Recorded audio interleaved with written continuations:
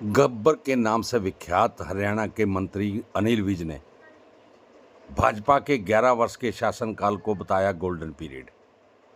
कांग्रेस पर भी उन्होंने तंज कसे। आइए सुनते हैं उन्होंने क्या कहा।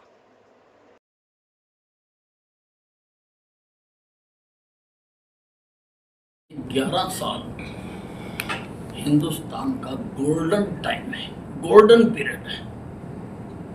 हर क्षेत्र में, हर वर्ग के लिए इस दौरान काम हुआ। पहले हम डिफेंस में, और वो हमारी ब्रह्मोस मिसाइल का असर पूछ रहा तो पाकिस्तान से जाके पूछ रहा। जितने हमारी सरकार आने से पहले हाईवेज थे, आज उससे डबल ट्रिपल हैं।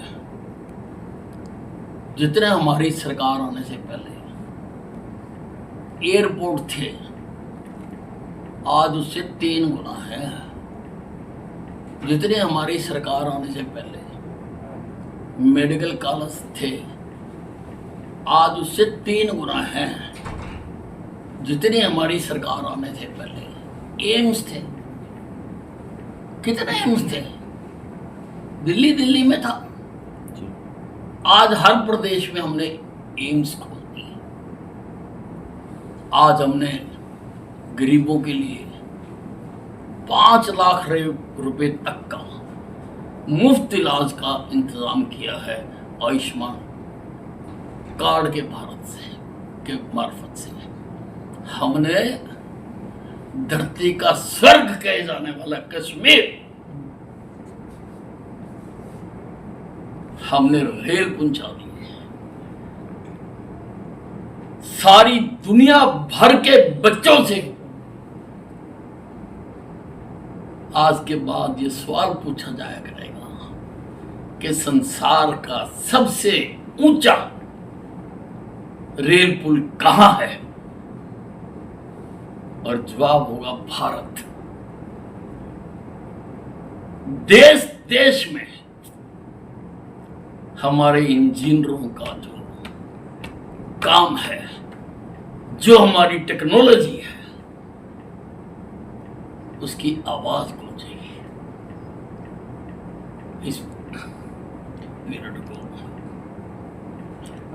कांग्रेस के जो राष्ट्रीय अध्यक्ष हैं मल्लिकार्जुन खड़गे, उन्होंने सवाल उठाए हैं कि इन 11 सालों में सामाजिक जो ताना बाना था उस पर क्षति हुई है, आर्थिक रूप से क्षति हुई है, और इन चीज़ों को लेकर उन्होंने सवाल उठाया है केंद्र सरकार पे। उस पर क्या कहना चाहेंगे कांग्रेस की? किसने उठाया? मल्लिकार्जुन खड़गे जो हैं।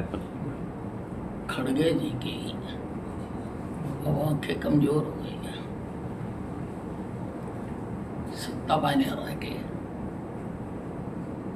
वो अपनी शरीर पर ध्यान नहीं दे पा रहे हैं। उनको हिंदुस्तान का विकास नजर नहीं आता। जो इस पार्टी ने किया है, अब मैं आपको वो भी बताता हूं। सिंधु का पानी जिस पर हमारा हक था, सिंधु तो नाम ही हिंदू बना उससे। सिंधु हमारी धार्मिक नदी थी। इन कांग्रेस के नेताओं ने उसका 80% पानी पाकिस्तान को दे दिया था। 80%। इन्होंने कश्मीर में धारा 370 लगा के कश्मीर को हिंदुस्तान से अलग कर दिया। महाराजा हरि सिंह ने उसी विलय पत्र पर हस्ताक्षर किए थे जिसके ऊपर 550 रियासतों ने किए थे। वो सारी की सारी रियासतें हिंदुस्तान में थी, और इसका कश्मीर का हिस्सा पाकिस्तान ने कब्जा कर लिया। पहले हमारी सेनाएं पहुंच गई नहीं वहां पर। जब गई, इन्होंने जीतना शुरू किया तो हमारे उस वक्त के प्रधानमंत्री मोदी ने यूएनओ में जाके एक तरफा सीज फायर अनाउंस कर दिया और वो पीओके बन गया। हमेशा के लिए वो मुसीबत बन गया। उसको लेने का एक अवसर आया था। अगर हमारे नेता चाहते तो ले सकते थे। 1971 के युद्ध के बाद 90,000 POWs हमारे पास थे। हम चाहते तो पाकिस्तान से सौदा कर सकते थे। अगर हमारे राजनेता चाहते, ये कांग्रेस पार्टी चाहती, तो हम उनसे सौदा कर सकते थे और वो घुटने टेक के पीओके हमें देते, क्योंकि उनके पास सारे देश में POW से रिहा कराने का दबाव था। मैं ये नहीं बता रहा कि इन्होंने कितनी जीती हुई जमीनें उनको वापस कर दी है। मैं ये बता रहा हूँ कि अगर ये नेता चाहते तो पीओके ले सकते थे। कई विपक्ष इसी कांग्रेस पार्टी के इंदिरा गांधी ने संविधान को पैरों तले रौंद के हिंदुस्तान में इमरजेंसी लगाई और लगभग 1.5 लाख लोगों को बिना कसूर के उठा के जेलों में डाल दिया।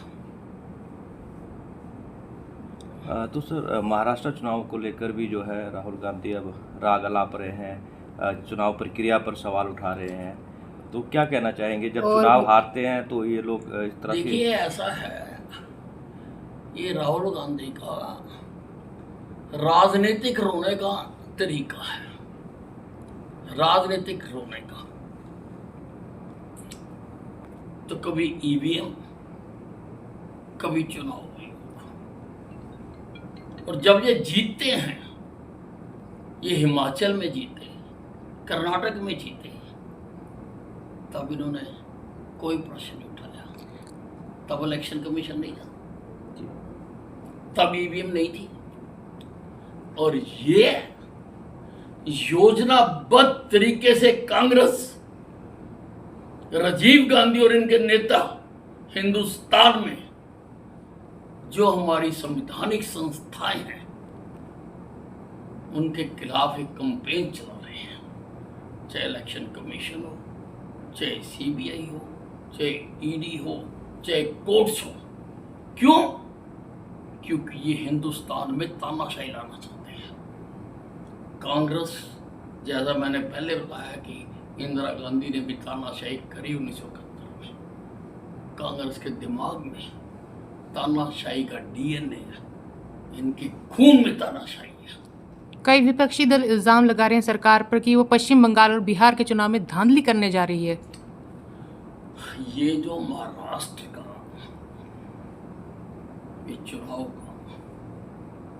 अब आकर रोना रो रहे हैं, ये बिहार और पश्चिम बंगाल में अपनी होने वाली हार की भूमिका बनाते हैं, लोगों को बताने के लिए।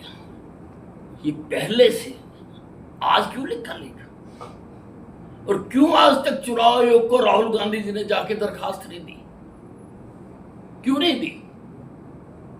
ये इनको पता लग गया कि इनका सफाया होने जा रहा, और यहां से ही नहीं, ये कांग्रेस ने जो कुछ देश में किया है, हिंदुस्तान के लोगों ने इस कांग्रेस नाम की बीमारी को देश से उखाड़ के फेंकने का फैसला कर लिया होगा। इनको ये मालूम हो गया, तो सर, बाकी तो चलेगा भी नहीं यार, बस।